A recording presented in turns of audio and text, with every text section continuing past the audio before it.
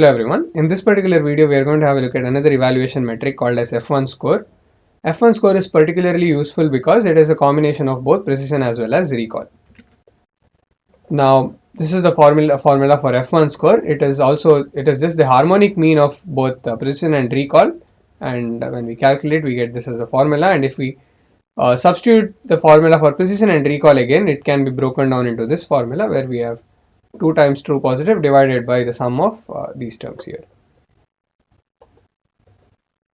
The calculation of F1 score in scikit-learn is again similar to how we had done for precision and recall, where we just need to pass in ytrue and ypred into the function F1 score, and it gives us the values.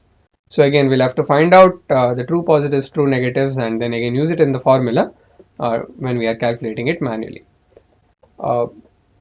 Again, using F1 score on a real world data set, we are going to follow the same procedure where we fit the model on X train and Y train and get the predictions ypred by passing X test into the model and using the F1 score function where we have gotten the value to be 0.9617.